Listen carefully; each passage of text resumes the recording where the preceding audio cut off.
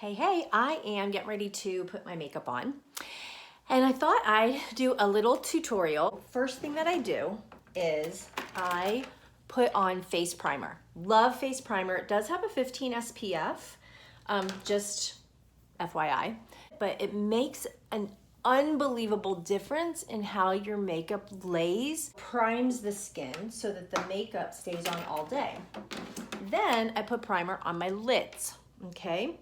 And again, this does the same thing. It not only preps your eyelid for your eye makeup, but it also makes the color of the shadow pop. Like, it is crazy. So the next thing I do actually is CC cream. I love CC cream. I'm medium to deep. I love our CC cream because the coverage is phenomenal. But it also, because it's got a dewy look, as I mature, I like that dewy look. And so then what happens is when I put my foundation on, I end up using less. So this is a CC cream. CC stands for complexion correction, which makes it a lot better than a BB cream because a BB cream is way too sheer. This gives you a little bit more coverage. Like, I cannot keep that on my shelf. I sell so much CC cream. Okay, so this is our matte 3D foundation, and it is a Beige N 200. And this is where you do take a foundation brush, and I start here because I don't want a line here with heavy makeup, so I fade it out. So I start at the cheekbone. I don't do it under the eyes because that's where I'm going to put my concealer. And then I blend it. I do put a little on my lids because see how discolored my lids are? They're really dark.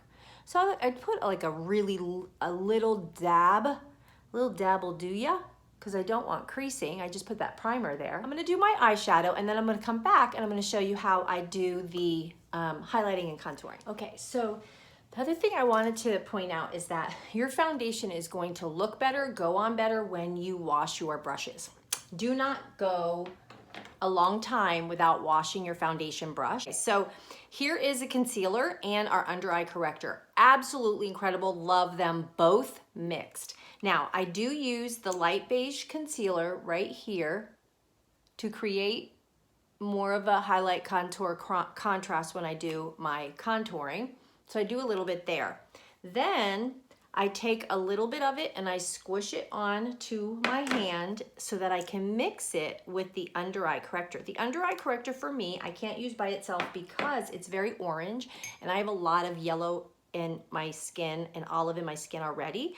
But when I mix it, oh my gosh, the coverage and the brightening it does under my eyes, watch.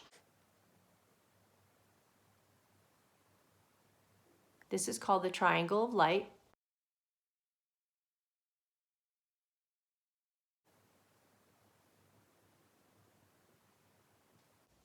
I have a lot of hyperpigmentation back here, so I'm putting some right there too to get some good coverage.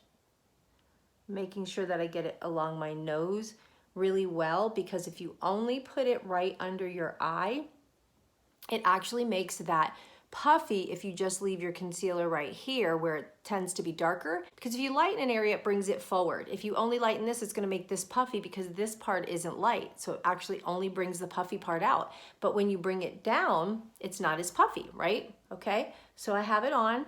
I do a little extra right through the center, pout those lips, which is really cool.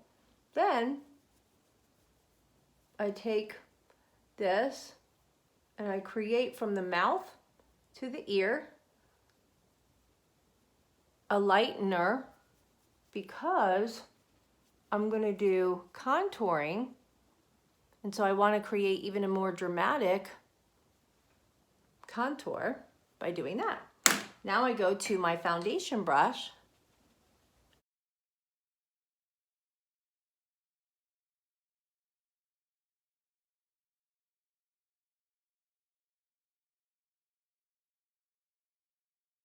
Ring fingers, and underneath my eyes, my contour.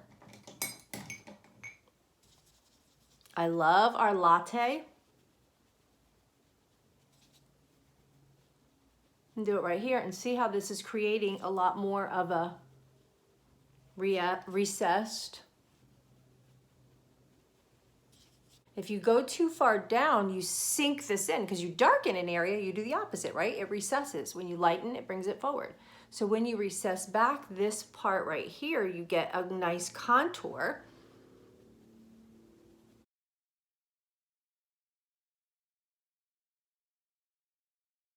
Splash of blush right on the apple of my cheek so that I have some color and it's not just the contour. All right, there you have it. Highlighted and contoured, but yet natural and glowy and dewy. So I hope that helps.